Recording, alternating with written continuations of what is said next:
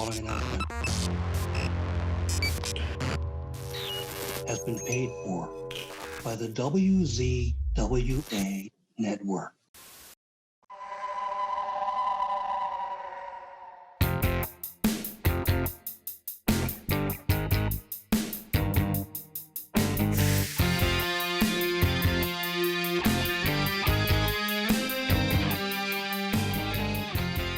Ladies and gentlemen, welcome to the Insider's Edge podcast here on the WZWA Network. I'm your host with the most on the West Coast, Karlifornia Haguesly. It's a joy, honor, and privilege to be with you all once again. And speaking of a joy, honor, and privilege, right here, right now, I get to talk to the Queen of XPW.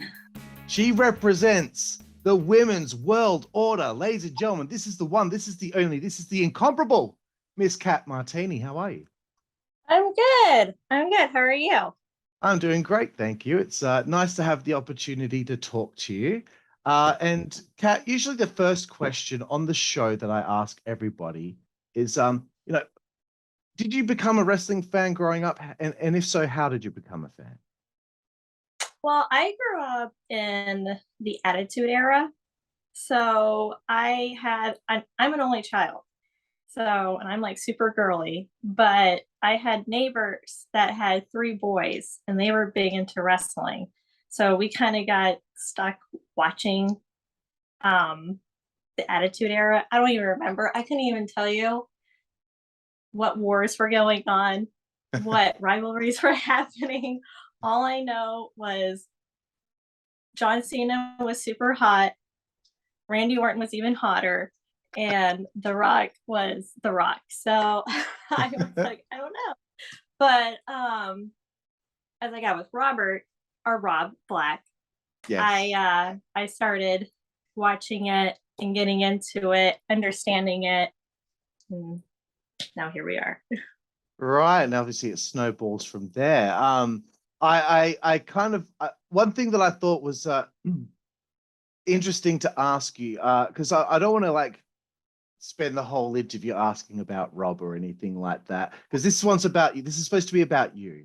But before your days of being the Queen of XPW, you had to meet your king, right? And when you first met him, how did he go about explaining what XPW was? How difficult was it for you from your perspective of what you knew of wrestling? You meet this man and then he tries to explain to you the craziness of the original XPW. How did that conversation go?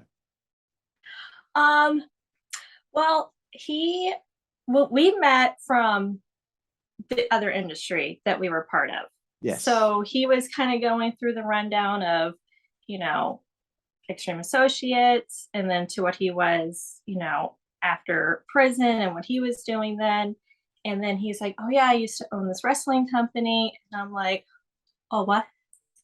And I never knew indie wrestling was a thing. I never knew deathmatch wrestling was a thing. So that's the naive, part of me. And so he's explaining it to me. I'm like, oh, I got to see this. Give it to me. I want to see. So he started playing all the old XPW shows. Yeah. And with Angel and Supreme and Chaos and all them. And I'm like, oh my God, that's so crazy. These guys are doing this. This is insane. But me, I'm I love slasher films. So any kind of violence, I'm like, yes. I'm like, I want all the violence. I want it all.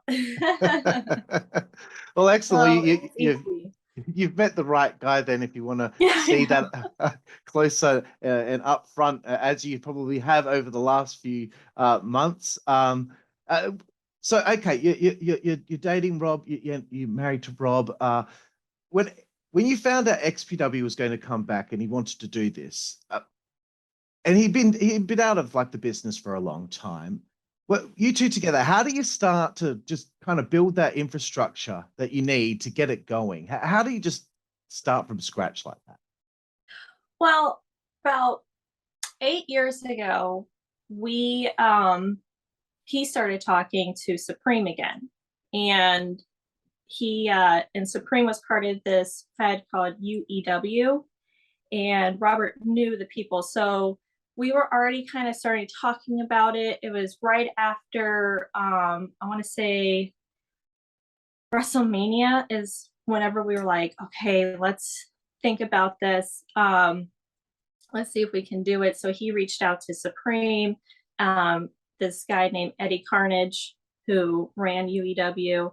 And when we went to their show, Rob came out, and like that crowd just like popped for him, and he's like, I miss this, I want to bring this back. So he was talking to the person that he sold it to, but life kind of got busy and we kind of lost not contact, but like the conversation kind of went on a hold. So fast forward all these years later, and if you hear a garbage truck, I'm sorry, they come at like random hours. So the garbage truck is about to come.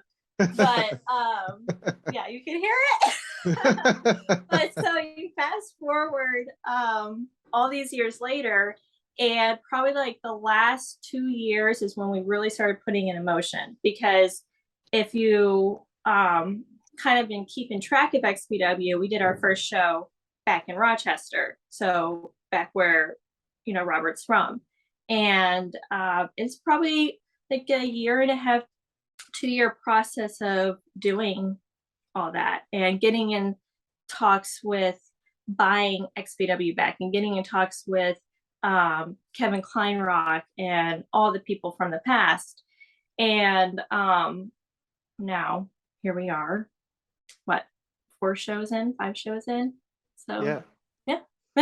It keeps building. Like every show you see more and more people kind of coming out of the woodworks and like XPW. Oh, so it's like, yeah, it's good. That's super cool. Wow, I had no idea that it was such a kind of long process building up to finally having the company come back. So, because there was a lot of like chatter online that this was only happening kind of like because of the Dark Side of the Ring episode that came out, and now because the name was back out there, it might be a good time to. But you're saying that there was all this build up before the episode even came out. So there we go. We debunked that. Yeah. Yeah. I mean, that episode, it actually kind of helped put it out there a little bit more, like push it out there, because, it was already in the works. XPW has, the rebirth of it has been like an 8-9 year journey. So just having that episode out, people really were like, the buzz was really strong. So going into November of 2021, it was like, oh my gosh. So the hype is real. That's it. And that's what I wanted to bring up next was the 7th of November. I think it's the 7th of November last year. Rebirth from the Main Street Armory in Rochester, New York. How did you feel with your role on the show?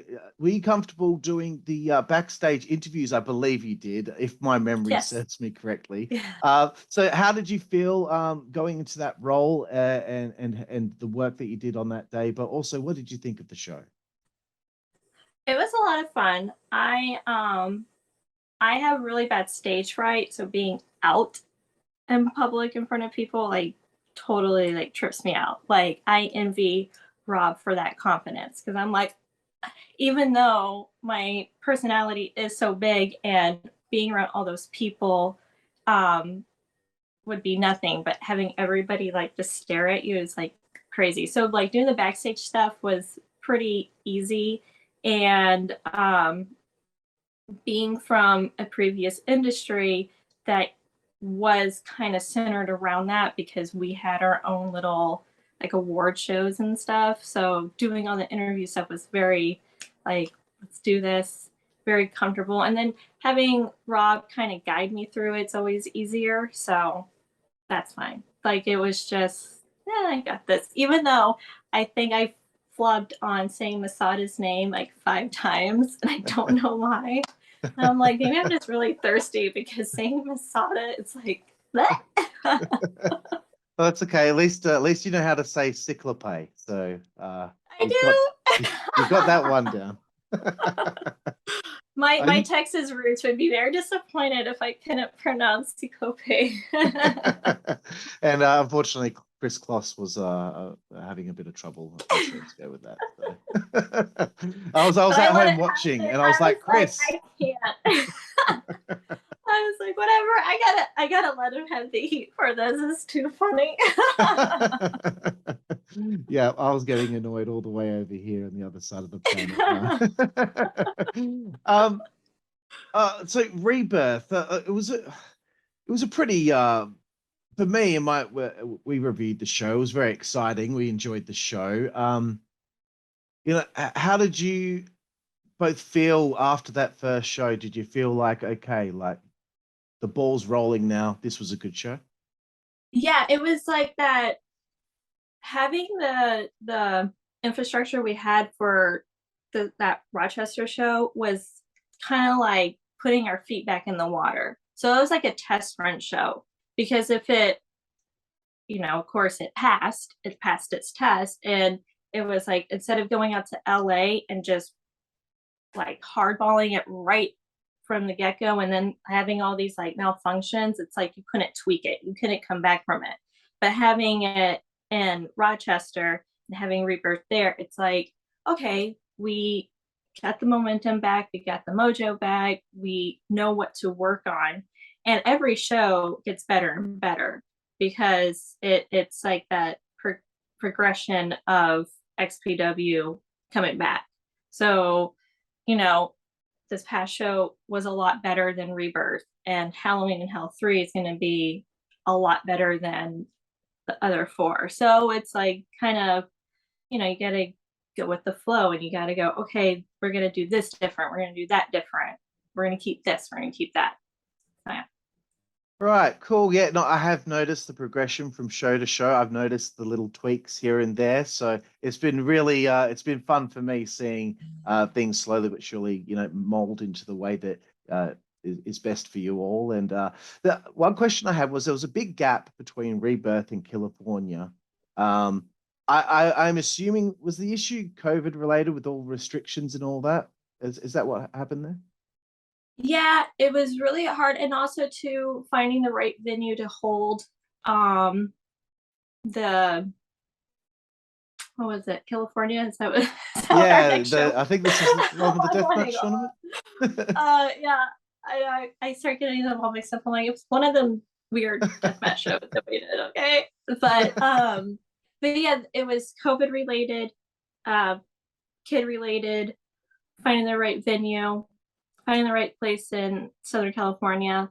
So yeah, so it was a gap. So people were always like, are they going to come back? Are they going to do another show on the East Coast? Is it going to be just an East Coast company now? And it's like, no, like there's just a lot of things behind the scenes that kind of almost come first. So, and me as a mom, I'm always like, oh, where are the kids gonna go? So yeah, so that's like my own little, that's how my brain works. It's like, where are we gonna put the kids? Because I'm not taking them to California. So no, I can understand that. Very even more stressful having the kids there when you've got all of this craziness going on. California was insane. On the 9th of April, this deathmatch tournament, I think, did it go for like 8 hours or something like that?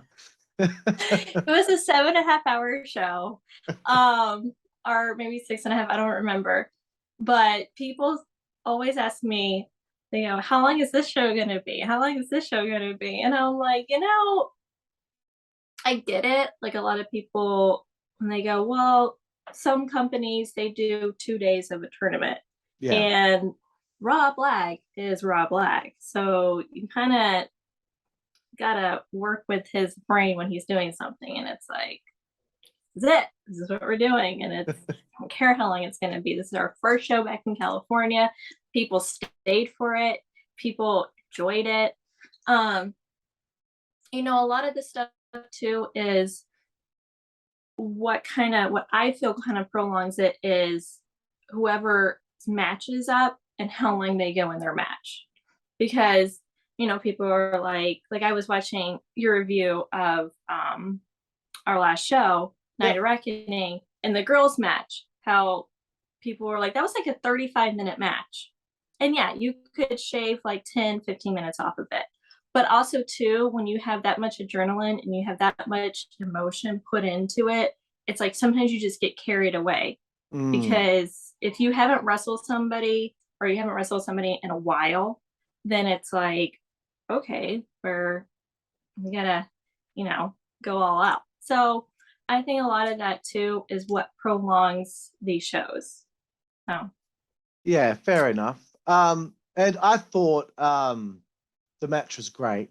And the show, we're still talking about California before. That's what I was supposed to be talking about. But I thought the women's match was great. And that was the other thing I was going to say. Thank you for watching the review. I really appreciate it. of course. Yeah. Like, what are they saying about this?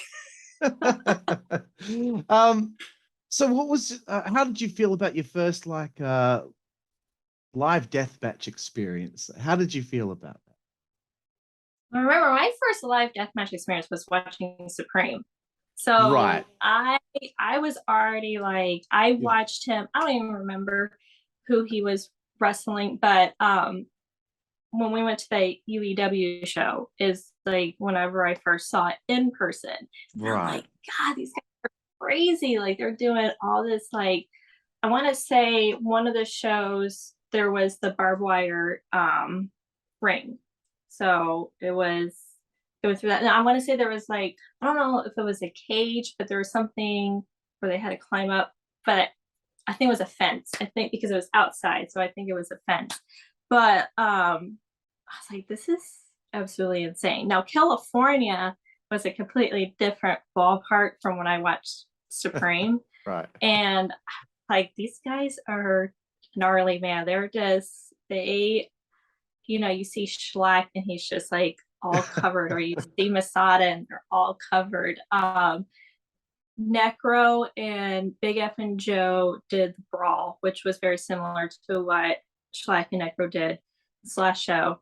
I'm like, you guys are gonna like knock each other out in like 2 minutes and then expect to get up and throw light tubes at each other, like, okay, you know. And like I don't remember if it was California or if it was Beautiful Disaster, but like people got glass into them, and it's like, and then they show like their pictures like on their social medias, and it's like still waiting for the glass to come out on my arm from 3 weeks ago, and you're just like, okay. So I mean, I don't like stuff like that, doesn't phase me. And I was actually nervous going into California, going, oh my gosh, I'm gonna be like all wheezy. Like these are 16 brutal guys, like just going through glass and light tubes and cinder blocks and all this stuff. And I'm like, I don't know if I'm gonna handle it. But then I saw it and I was just like, right on, do it again, do it again. So it's like, my mind was like, yeah, we got this. Yeah, it's very cool. One thing that always goes through my mind is when all that glass is flying through the air, the people in the front row with a beer in their hand, and I never see them like quickly cover up their cup. I don't know if they're drinking glass or what's going on there. They love it though. You gotta, it's like the fans feed into it, so it doesn't matter. They are like, they probably would lick that glass if they wanted to because they're so crazy. They're just as crazy as our wrestlers. So you're just like, oh my God. Yeah. Excellent. There's a switch after this show, California, with a beautiful disaster on June 25th, which was to crown the first ever XPW World Women's Champion. This is a big one for you because you work commentary on the show with Kris Kloss. How did you prepare for this? And how has Kris helped you in your new role? I winged it, and Kris was just like, just follow my direction. Like I'm very easy to work with, I guess you can say, but I'm very like, I kind of have that weird ego confidence streak where I'm just like, I got this, I can do this, this is gonna be easy. So kind of, but Kris, he's just like so you had to like find a way to go, okay, I'm gonna ease my ways into this. So which is, there's no problem with that. That's just who he is. And at at the last two shows he did it by himself, so kind of readjusting to, you know, working with me.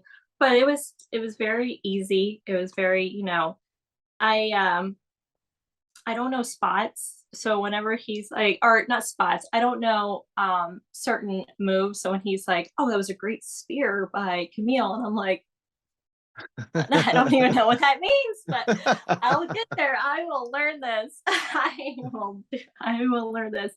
But so it fits because I'm more of the color commentary, so I just kind of play off of him. So it's just very easy to, and he's easy to work with. So he's very entertaining. It's very goofy. So it like works. He is very funny. Yeah. I do like the banter between you both. But one thing that I just laugh so much at is when he makes these stupid noises when like Jasmine or Veronica are out there and he goes, oh, oh, oh. Well, if you heard me the last show, I go, do you need to go to the bathroom? Like, I can take this. What, oh, a minute man. to yourself? And then all of a sudden he makes that slurping noise, and I'm like, oh, that's so cringe. That was so cringe. Like, why would you do that? I'm like, I can't. Like, oh, like that got me. That got me. I was like, like that humor that just is perfect for me. That humor, I know. It get me every single time. Yeah. How are you feeling? The women's division in XPW is going so far. How did you feel? Beautiful Disaster went. You must be pretty happy about how that's all going.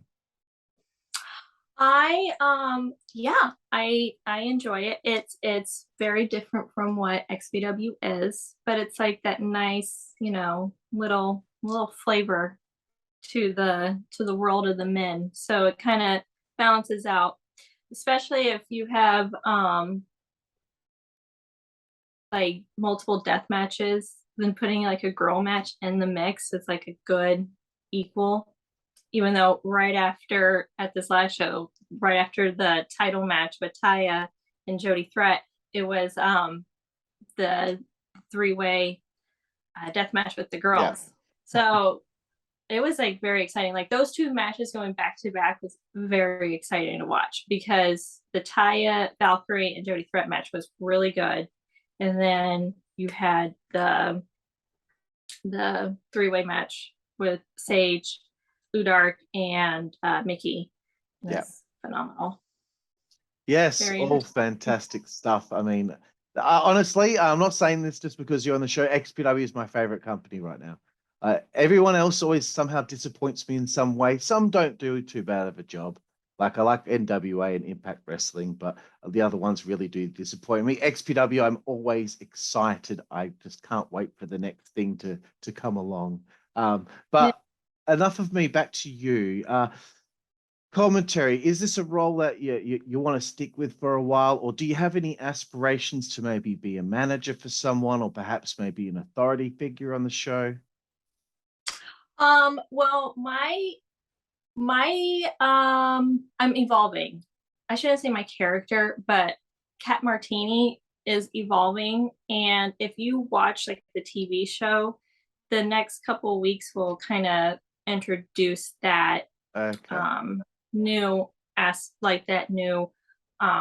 role for Cat Martini. So I don't know if you watch the show, but for your viewers that do, they watch it, then it will progress. You'll see. It's gonna be right. good. Okay, cool. I'm gonna have to start watching the show. It's nothing against anybody. I just, because I know that there's no there weren't any matches on the first few episodes. So I thought, oh, this is just, you know, just a little bit of backstory or whatever. But if you, what you're saying is true and this is important and I'll be able to figure things out better, then I will be checking out the episodes from now on. So thank you for that. Well, if you follow me on social media, then you'll definitely know, regardless of what all that's going to entail. So I'm just saying, like, if you watched the show, it will like kind of the dialogue will kind of explain it. Excellent. So I'm looking forward to that. Cool. So Night of Reckoning again, August 13th, just a few days ago. Again, my favorite show so far. I could see the progression, and I feel so excited. How do you feel about how that show went? And do you know what the reason or the idea was behind now Masada is now the XPW champion? If you don't want to give away any behind the scenes information, that's okay. But I was intrigued by Masada winning the title because I finally got to see Brian Cage back, and I was just wondering a little bit about that. Well, we're trying to work onto a new generation of XPW, and people get busy, people get signed somewhere, people get, scheduling kind of gets mixed up, but Masada really fits the XPW mold. Yeah. And the fact that he's not just a deathmatch wrestler, and we want to focus on him being a wrestler is kind of our thing. And I just feel that he's kind of that, I want to say underdog, but he's that really good face, and he's a really good face for XPW. So the fans loved him. The fans were very happy. And so watching the fans be really happy about that kind of made us really happy about it, because we're like, yeah, we made the right decision. So it's good. Masada he's a great wrestler. He's fun to watch. And him taking out the skewers out of his own head and putting Willie Mack, come on now. You can't pick a better champ than that. Absolutely. I was thrilled to see him win because I interviewed him I think before even the first show, Rebirth. And he was just talking about how he just wanted to find somewhere that he could call home. He was kind of getting, I guess, a bit tired of where he had been at that stage. He just getting a shot here, a shot there, different companies. And he just wanted somewhere to call like a home base for him. So I'm really, really proud of him. As a fan, yeah. I'm proud.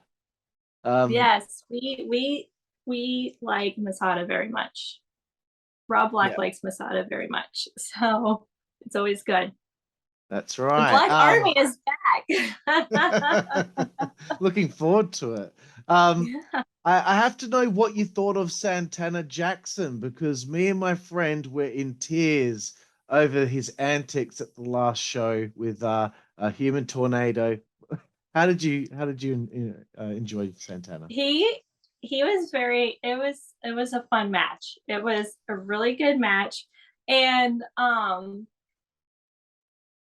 like the gimmicky stuff like that, I kind of get weary about. I don't know why. There's just something like I like real life characters, I guess you can say. Because my favorite wrestler right now is Seth Rollins from WWE. So I'm a big and I like that kind of character. So when you kind of put in somebody like Santana Jackson, it's kind of like I never watched him and I didn't hear about him until Rob brought him up. So I'm like, okay, that's cool. But then watching him, I'm like, oh yeah, he's really cool. It's like fun to watch. Like he's really good at he's actually good at wrestling. It's not just him doing the dance moves and then doing a move here and there, and then that's it. It's like he has a very good fluid wrestling to him. So it was enjoyable to watch. And Human Tornado was actually really good. So yeah, it was really cool for the debut. Him. It was good for the debut of those two men to be part of Night of Reckoning.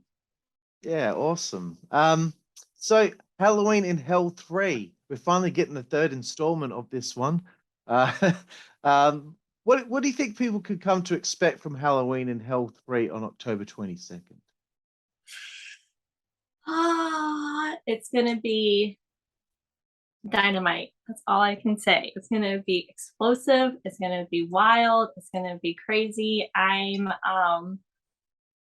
going to put in my input a lot on what I want to see and what I expect, not just from the girls, but like from everybody. So I'm like, oh, this person should do this. This person should do that. Because I like all like the explosive stuff. Like I'm really into, not that I'm a pyro, but I just really like things exploding. So I'm all about, I'm like, I want everything to just explode. Well, when it comes to and we're XPW, working on, sorry, we're working, I'm like okay. talking over you. That's fine. We are working on something that's never been done before. Ooh. We're working on bringing back people from old XPW. We're working on a lot of surprises that I think the fans will really enjoy for Halloween in Hell 3. So I'm excited. Cool. Have there been any like because you know when you want to do something like this and bring back a company, you know, like for example, like when you had that really nice Supreme tribute at California, you want to bring some of the, you know, some of the old guard back in, you know, Angel was there, etc., to pay tribute. Has it been difficult trying to get in touch with some of the guys? You know, maybe there's guys from back in the day that have hard feelings over how the company ended or whatever the case may have been for them. Have there been any difficulties in trying to get some people to come back? Yes, there have, but for the most part, it's been pretty easy. You know, because Rob still talks to Kevin Kleinrock, and Kevin Kleinrock still talks to all the guys from old XPW. So, you know, Vic Grimes, Impogo, Angel, if Rob's not already in contact with them, then Kevin's helping him get in contact with them. So it's like some of these guys don't have a social media. Some of these guys do, but they're hardly on it. So and other people, some people don't want to be sucked back into XPW. Some people don't, like Robert doesn't hold Rob. Sorry, I call him Robert, and I got and Kris Kloss busted my stones about calling him Robert on the show, and I'm like, I'm so sorry. It's just out of habit. I can't help it. But what was I saying? Rob has his way of getting a hold of people, and he has his way of just, if there was beef before, he doesn't even think about it, but for some reason people have beef with him. So there's some people we still are working on. Some people have different schedules where they like literally get booked up and you're just like, oh. So we're slowly working on it. More and more people are coming out of the woodwork going, hey man, what's up? So it's, you know, that's cool. Yeah, it was really cool meeting Vic Grimes, I have to say. Like he's a good dude. So I enjoyed meeting him. Angel has always been my favorite. Like when I got introduced to XPW, Angel was like my favorite person because I loved the skits that they put him in. He was a great wrestler. So he was just an enjoy to watch, and he's a great person in person. So in general, I guess you can say. So those two are definitely, besides Supreme, RIP to Supreme. He was the nicest person that anyone could ever meet. But Angel and Vic were also really cool too. That's really cool. Yeah, this is one thing that I'm really digging about XPW is the paying of the respect to its past, as well as, you know, pushing the excitement of the present and the future. So I think that's a great thing that's happening. And anytime you can see someone pop up, you know, it's, for me as a fan, it's exciting. One other question I wanted to ask you is because I'm very interested in the world famous Derby room there in Pomona. And obviously the process of how the show goes. So would you be able to tell me, like, from the start of your day till the end of the day, what is a typical day like on show day for XPW for you? It's busy. It's you know, we have our game face on. We have a criteria that needs to be met. We have a time frame that needs to be met. We have a setup that needs to be done. Rob is like overseeing everything. He's, you know, making sure the ring's there. He's making sure everything is, you know, lighting, sound, camera, all that stuff. And me, I'm putting everything else together. I'm making sure that we got the posters. We have posters set to sign. Like, I'm in charge of basically the wrestlers, I guess you can say, and Robert's in charge of production.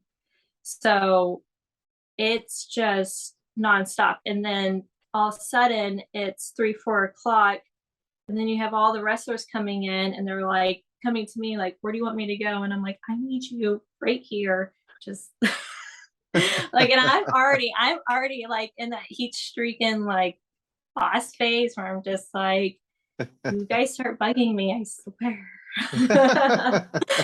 Like, and I'm just like, I need you here, and they're just like, okay. So so yeah, so it's just busy. It's a very busy, tiring day. And by the time the show starts, I'm like, where's the bed? I just want to go to bed. Like, I don't feel like talking, but then I have to like go into the Cat Martini mode and just do it, and then it's done. And then I'm like, then we have to tear down everything, and we're there to 2-3 in the morning. So you're talking about like a 15-hour day. Yeah. Or it feels like a 15-hour day. So it's a long it's a long day for us.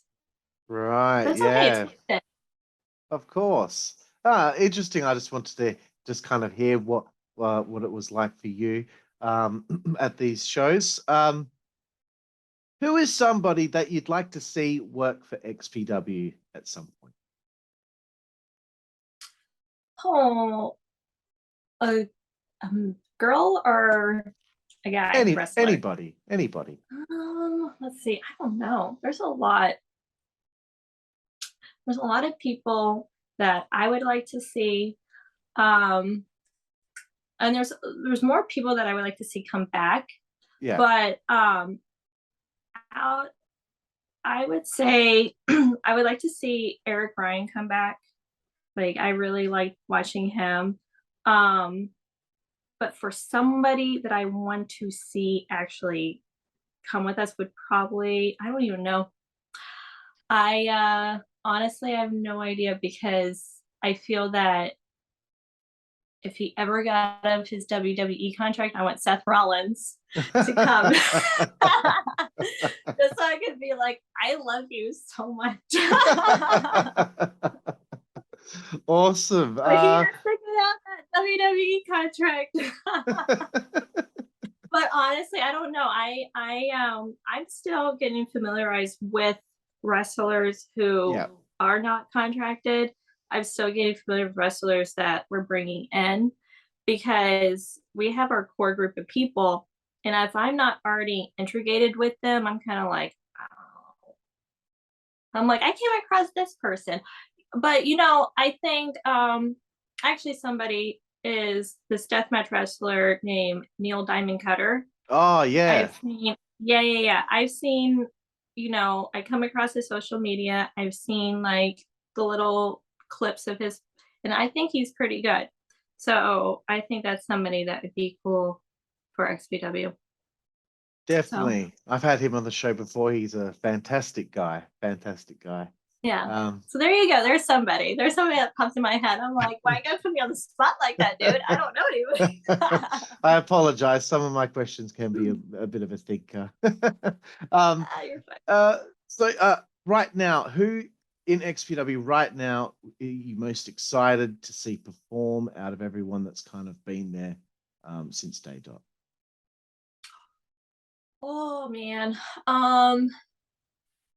Definitely Masada is one of the top ones.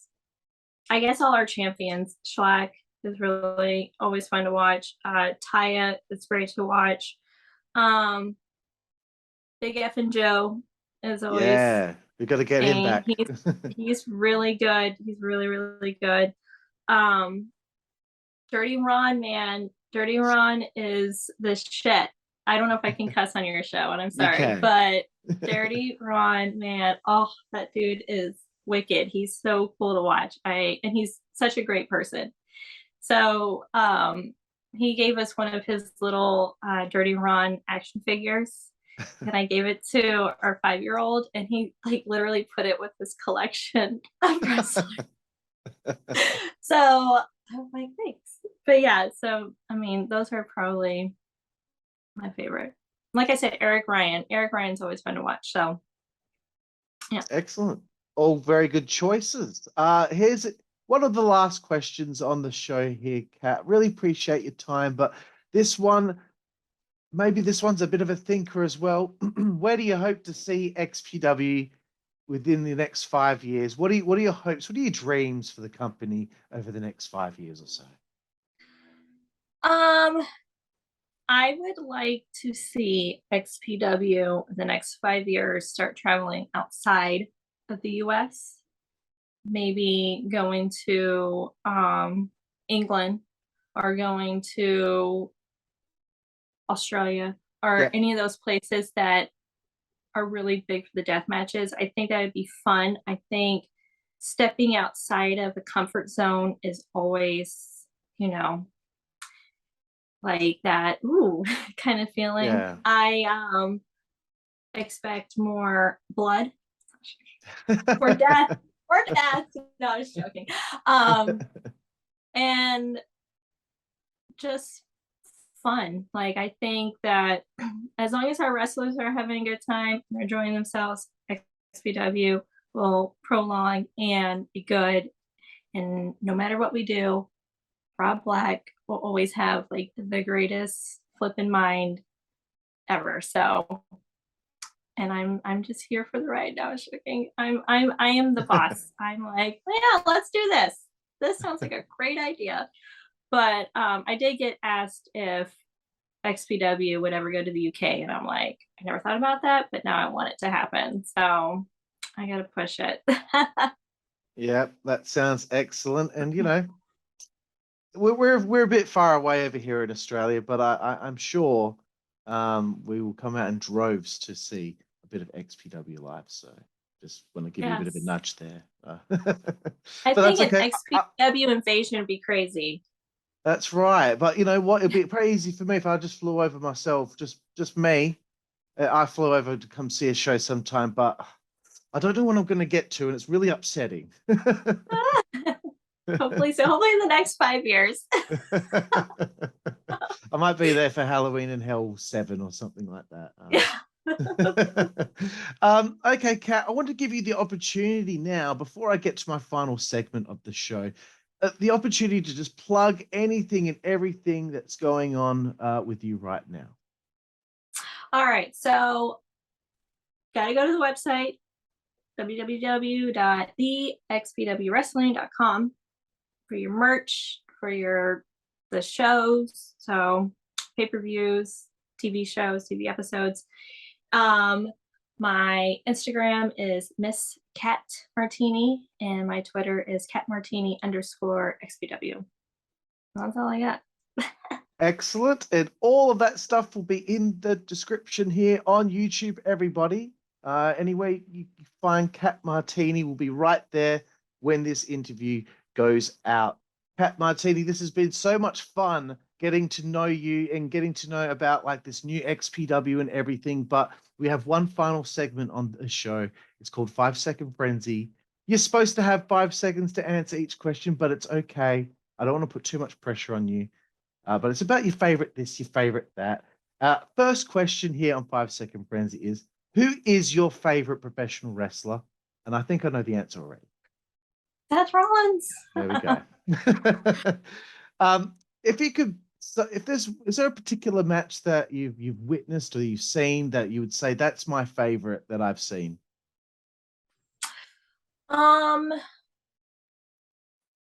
Probably this is longer than 5 seconds. I gotta say that three-way match with Masada, Brian Cage, and Willie Mack was probably a top-notch performance so far in XPW. Yeah, that would be my favorite match. That was pretty good. I have to admit, my favorite match on the show. Moving away from wrestling now, Kat. Do you have a favorite book? My favorite book is called The Girls. It's a Charles Manson fiction book, and it's really good. And it's a reread, so I've read it maybe more than twice. So that's cool. Favorite TV show? My favorite TV show would probably be Ozark on Netflix. Oh gosh, that was amazing. I wish there was more seasons, but yes. Oh well.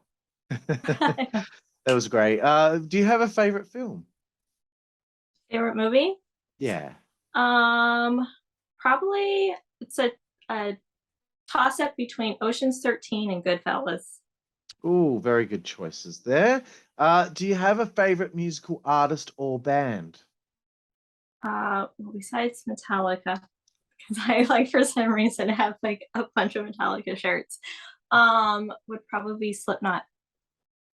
Very good. Yes, I watched a bit of your interview with your friend Jasmine St. Clair and was delighted to hear about the music taste. Very good.